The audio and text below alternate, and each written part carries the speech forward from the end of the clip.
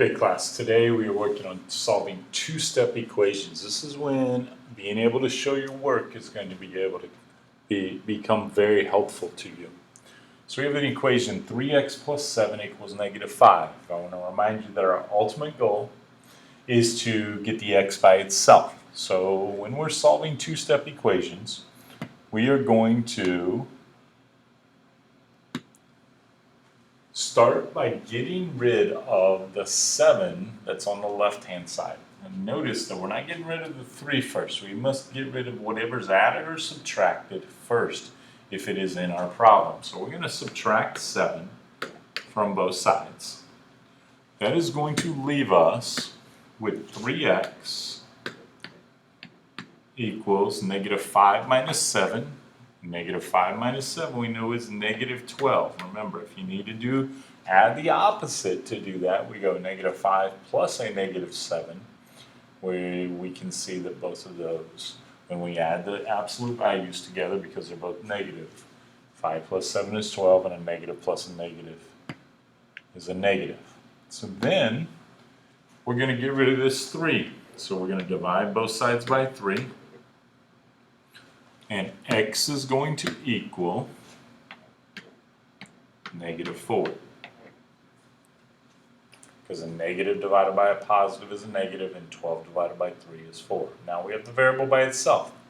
If we want to go back in and do a check here, we could replace x with negative 4. So we know that's 3 times negative 4 plus 7, which equals negative 5. Now we need to solve the left-hand side of our equation. 3 times negative 4 gives you negative 12. And negative 12 plus 7 is negative 5. So both sides of our equation remain balanced, and they are both equal to one another. Solve this one. We're going to do several problems here, so if you'd like to shut off the video and come back after I'm done solving them and check your answers, I highly recommend that. So I'm going to go ahead and solve this one, where we're going to subtract 1 from both sides. We're left with 4x on the left side.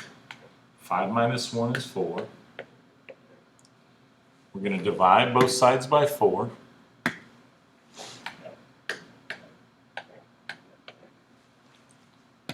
And then our final answer is x equals 1.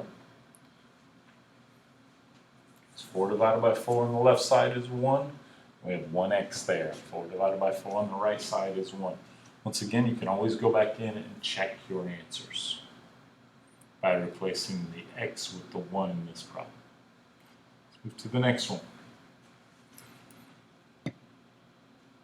So I'm going to subtract 8 from both sides. I'm left with 3n equals, now 2 minus 8. 2 minus 8 is a negative 6. I'm going to divide both sides by 3, and n equals negative 2, because negative 6 divided by 3 is a negative 2. So again, I hope you recognize that we're going to always add or subtract first in these types of equations, and then we'll do the division. This time they flipped it around on us. Doesn't change how we solve. We still want to get the r by itself. I'm going to leave it on the right side. So I'm going to subtract 9 from both sides. I have 1 minus 9 on the left side, which is negative 8, equals, and I have 2r left on the right side because 9 minus 9 is 0. Now we need to divide both sides by 2, and r is going to equal a negative 4. I'm only left with r because 2 divided by 2 is 1 on that right-hand side. Left-hand side, negative 8 divided by 2 is a negative 4. Let's try this one. I'm going to subtract 20 from both sides. 2 minus 20 gives me negative 18. Which is going to equal 6h. Divide both sides by 6. And negative 18 divided by 6 is a negative 3. So h equals negative 3. Let's try this one. So now we have subtraction, so we're going to have to add 3 to both sides to start the process of getting x by itself. So on the left-hand side, I have x divided by 2 minus 3 plus 3, so negative 3 plus 3 is 0. So we're left with x divided by 2, and on the right side, 1 plus 3 is 4. Now since this is division, we're going to have to multiply both sides by 2 to cancel that 2 underneath the x. So we're going to multiply both sides by 2. Again, that's going to cancel that. So then we are just left with x on the left side, and 4 times 2 on the is 8. So once again, if we insert that 8 where x is, 8 divided by 2 is 4, 4 minus 3 is 1. So a great way to check that you're getting equations correct. Let's try this one. So we're going to add 8 to both sides, which leaves us b divided by 4 on the left side, which is equal to 9. Now we're going to multiply both sides by 4, which is going to leave us b equals 36. Once again, you insert that in. 36 divided by 4 is 9. 9 minus 8 is 1. Moving right along. Let's add 2 to both sides.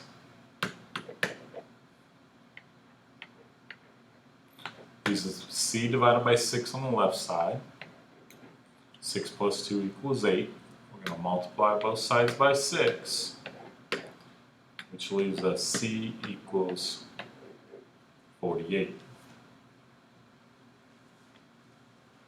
Flip-flopped it again. Doesn't change how we solve. We're still going to add or subtract first, so we're going to add 1 to both sides, which leaves us 3 equals d divided by 5. So we need to eliminate that 5 now that's attached to the d, so we're going to multiply both sides by 5, the opposite of division, to give us 15 equals d. Another one, very similar, so we're going to add 8 to both sides. Gives us 20 equals f divided by 2. So again, we're going to multiply both sides by 2 on this problem, which gives us 40 equals f. Now, see the number and the number with the variable has been switched around. Now we have to look at this closely because we have 7 minus 4y equals 19. Still solving for y. So this is a positive 7 on this left-hand side. So remember, we're going to get that letter by itself. So I'm going to subtract 7 from both sides of our equation. Now that leaves me with a negative 4y. You must bring that minus sign down and apply it just like it's a negative. 19 minus 7 then is 12. Okay, so now we're left with negative 4y equals 12. Just like we've done before, we must divide both sides by that negative 4, and y equals negative 3. Let's try another one just like it. So we're going to subtract 12 from both sides. We're left with negative 4s equals negative 12 minus 12, which is negative 24. Divide both sides by a negative 4, and s equals a positive 6.